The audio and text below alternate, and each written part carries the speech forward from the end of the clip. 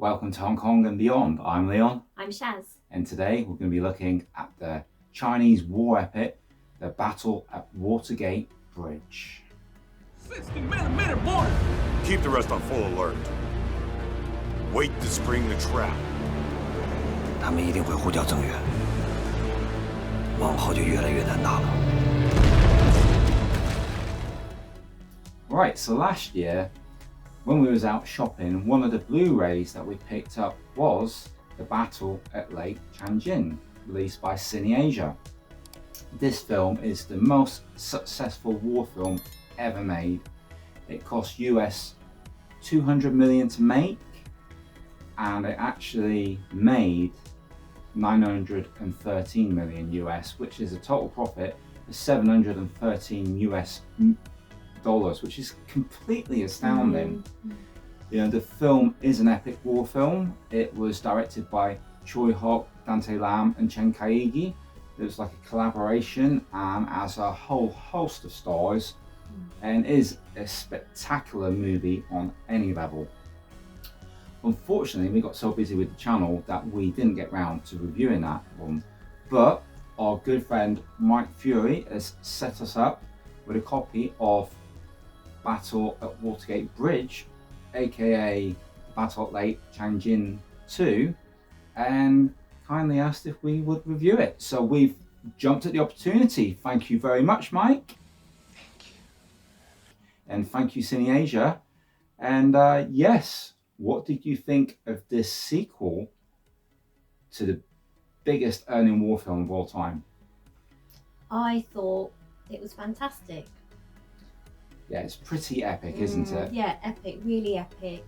And it was gripping all the way through it, wasn't it? It was. This film is set on the Korean War as the first film was, and it directly takes off where the first one finished. It's even the same day, isn't it? I think so, yeah. So if you know anything about history, you know, you had the US versus China and North Korea. US was with South Korea, and yeah, a lot of people have said, you know, this film's a bit of a propaganda film, but the way I look at it, you know, whichever country you're from, if you're going to do a war film about your country, then you're not going to show yourself in a bad light. We're not going to do that. You know, US ain't going to do that. China's not going to do that. It's just a war movie. Yeah.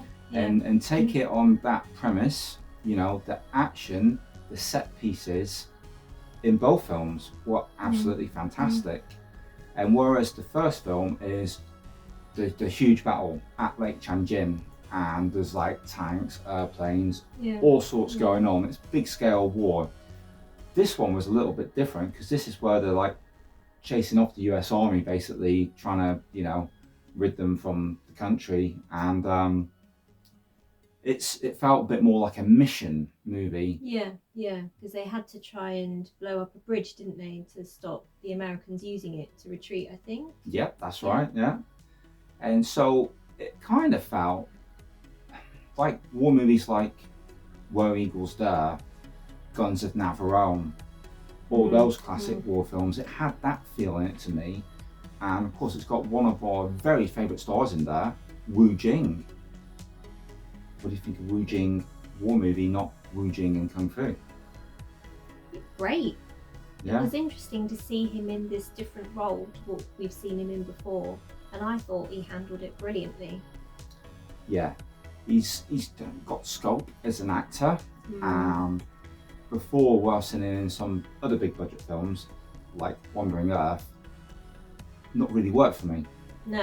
I didn't really like Wandering Earth too much, and I was getting a little bit worried about the direction he was going in. But in these films, you know, you still get some action in there. It might not be the kung fu that everybody like loves and knows him for, but he's incredible. You know, his portrayal of, you know, the big brother, because his younger brother is in the battle with him. He follows him from their family home on a fishing boat in fishing village in China, and you know, he evolves. Is it Jackson Yi? Yes. So Jackson Yi plays Wu Jing's younger brother, and there is a strong code of brotherhood in this film, which I really, really like. It kind of reminds me of the Shaw Brother movies, you know, and films like Seven Man Army with T. Lung and David Chang. You know, I got very much a pang of that, but on a huge epic scale. And, you know, they're dealing with big effects in this. There's a lot of CG. There's loads. Yeah. Do you think the CG stands up like compared to Western films? I did actually. I thought it was a really good quality, and to be fair, maybe there was more CG than I realised because it was that good. Yes, it was pretty outstanding, but then you know, they put the money into the budget, and where they might not have the history and experience that they do in the West, they've, you know, certainly made up for it with imagination and enthusiasm. I was on the first one, I was a little bit, you know, at the beginning it kind of opens up into some like overly colorized backgrounds which were CG that nearly didn't, you know, I nearly didn't get into the first film. Yeah, I remember you saying, But the effects with the airplanes, the tanks, the explosions, all that is of real high caliber. And what I like with this second film here is that it's straight into the action. It's no messing, you know. So if you like war movie action, you know, I think this is pretty good pick for you. This is a fun, exciting adventure war film. And it also had like aspects of them dealing with the cold, which we found quite interesting as well, didn't we?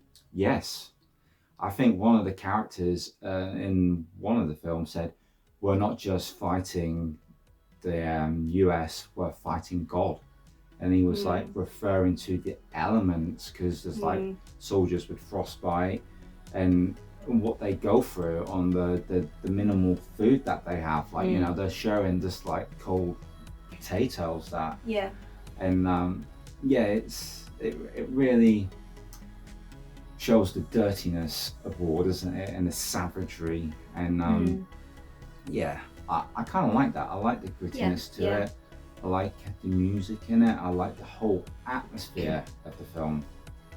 And there's not many war films done on this scale. And no, I agree. Hence the success. I believe this second one started off even more impressively at the box office.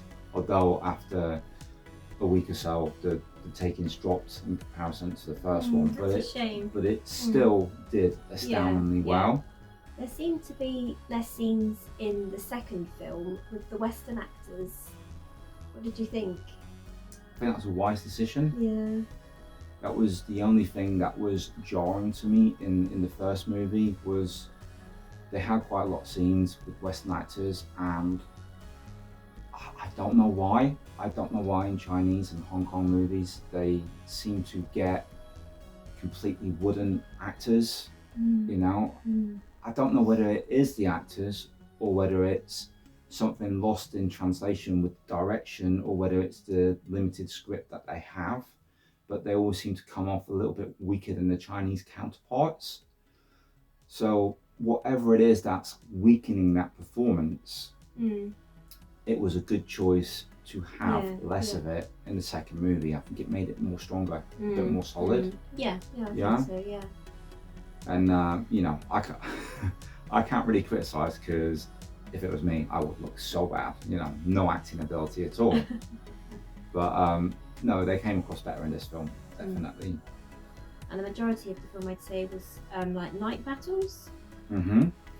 Yeah, that added like an extra sort of feel to it, didn't it? You know, the soldiers were like felt like a group of ninjas to me, like, you know, sneaking about doing their thing.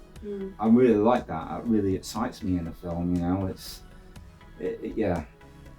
tremendous. I don't want to ruin, you know, any of the where it goes at the end and what happens, because you know, I think you need to see it for yourself and don't really want it ruined by us or anybody else. But yeah, the set pieces, like you say, the scene shot at night, absolutely incredible. There was some, you know, daytime stuff too, but I think the strength of this movie is in the nighttime battles for me. So So, what are you scoring this one? 8.5 out of 10. War films aren't usually my thing, but I love these films a lot. I'm scoring 8.5 out of 10 as well. I really enjoyed this film. I think it had the edge on the first one for me, and I really enjoyed the first one. Yeah. So, this film is available to own from the 9th of January. You can order it from your usual online media stores. It's available on both Blu-ray and DVD, and it's rated 15 in the UK. Fantastic. So we will put purchase links below. We hope you enjoyed this episode, and we look forward to seeing you guys next time. And remember, folks, never try to blow spaghetti.